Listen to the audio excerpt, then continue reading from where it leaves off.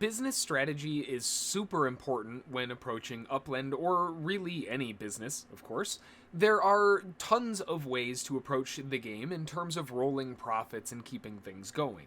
Some folks are gunning for the quick profit flip, while others are looking to buy and hold for a few months, heck, even a few years.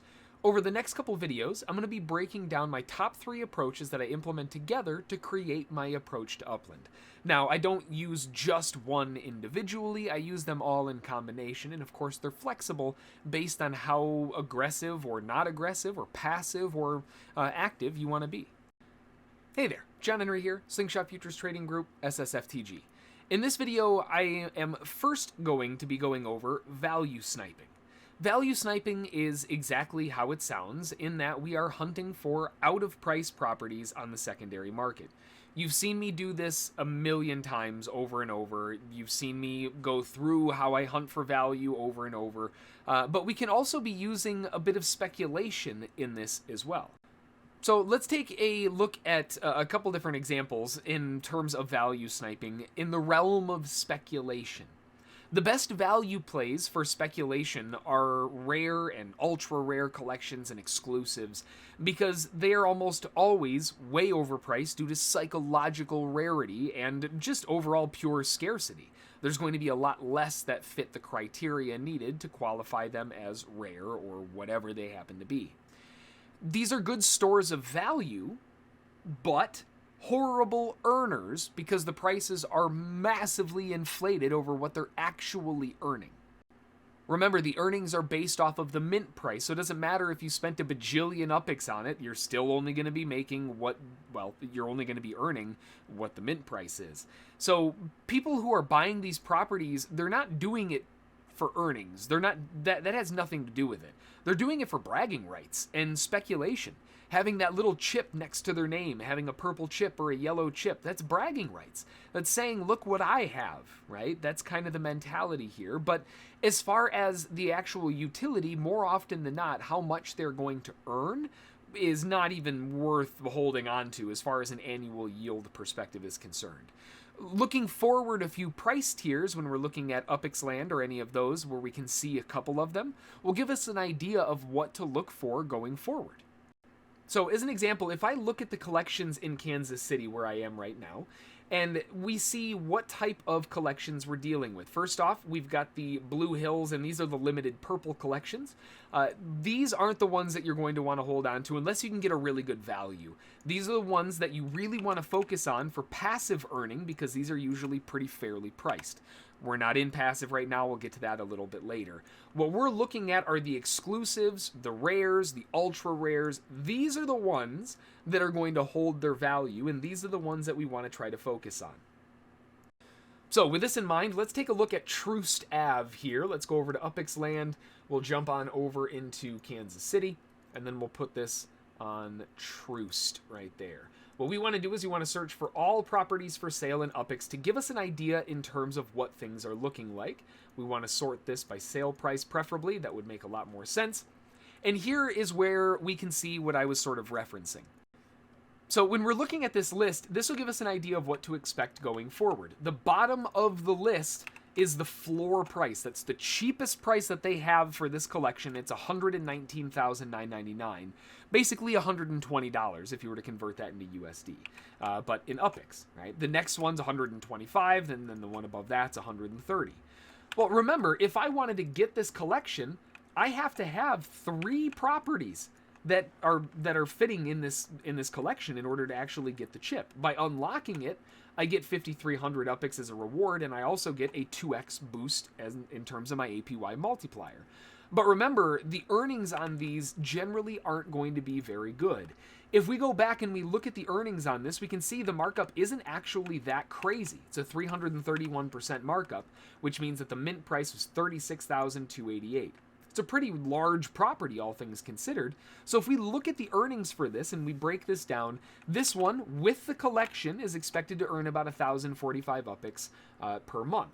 That's actually not too bad. It's pretty poor for the the cost to APY, but for a collection that's in the in the upper end that will likely hold its value, That's not too bad. And if we look forward a couple levels towards the bottom of the list, it's already at 155,000. So if you bought the bottom 3, that wipes those out, and that means that the floor is now 134,500. So all of a sudden, immediately, if you were to turn these around and flip them back on the market at the floor, you would already be turning a profit on the average between all of them. So, like I said, they're great stores of value, but generally not very good as far as earnings are concerned. Another big example of this would be in Manhattan. Manhattan has an incredibly expensive price floor, and it's primarily because there's just not very many properties. And it doesn't matter what the collection is. There's just not that many properties. So when we look at the floor price in Manhattan, it's $200,000. Without any collections, without any, just a regular property is $200,000. You're not buying these kinds of properties for earnings to put in your New Yorker collection. Because realistically, if you're spending $200 on a property, you'd probably want to earn more than 6 or 7 cents a month, right? That's probably not worth it. That's what you would get from a bank at that point. That's not really the goal here. So these are not collection properties. These are speculation properties. Manhattan's a good example of a really expensive floor, but generally speaking, when you're looking at collections, the rarer the better, and the further out of price, the better. Secondly, on the value snipe list is liquidity dumping. Ahead of new city launches, or new shop items, or new anything, people will try to be getting some liquid cash, UPX or something along those lines, so that they're able to participate, so they can get the new stuff. And they're going to start by liquidating and selling their weaker property holdings, the ones that aren't in major collections, the ones that are, a little bit easier to just kind of let go and not worry too much about, in favor of having the UPX to invest in the new launch or the new shiny thing coming out. These are incredible times to pick up properties on the cheap, even under mint cost, depending on the scenario and the location. To add to our overall collections, if we're able to add to our collections of properties at under mint and hold on for a couple weeks until the hype dies down, and all of a sudden the price goes right back up to normal, it's pretty tough to not love those kinds of things. You're talking like 50% ROI boosts in weeks. You're effectively tying up your UPX in properties while they're trying to release their UPX so they can participate in the new stuff. Of course, this is a fine balance, and it's important to maintain properly because you also want to have the UPX for the upcoming release too. And then finally on the list of value sniping, and it's easily the most common sense one, but it's minting properties. It's hard to beat the floor price of a property by just simply minting them. If this is a new city launch, you have a choice to make. You can either quick flip all of these new properties that you're minting for, a relatively fast profit, generally very fast, actually, in the here and now, and really get that cash flow going quickly, or hold on and buy and hold for collection releases.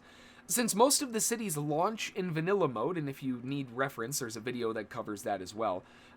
There is a video linked above, but nobody knows for sure what the collections are going to be until the data is released.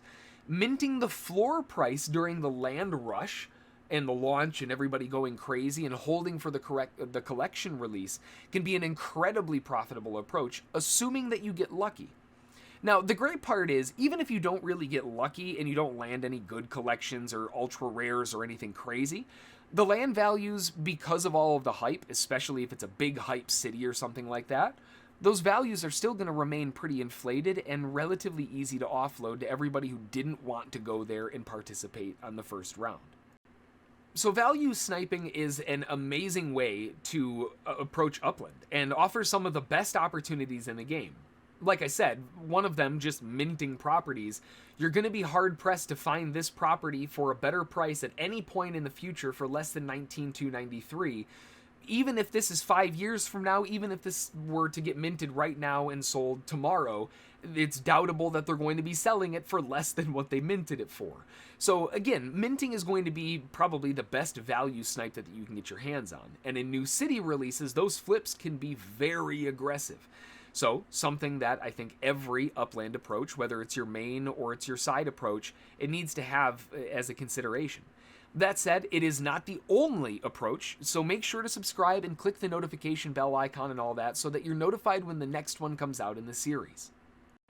If you aren't in Upland yet, making those towering stacks, click the referral link in the description below. It gets you in the game and gets you going with some starter upicks so that you can get your first properties off and launched, especially with some new city launches around the corner. And if you decide to invest some cash, you get a massive bonus to your first upicks purchase, but you only get that perk if you use the link when you registered. So don't miss out on some easy upicks because you didn't click the link. It's right down there waiting for you. Have an amazingly profitable time in the metaverse, and thanks for watching. We'll see you in the next one.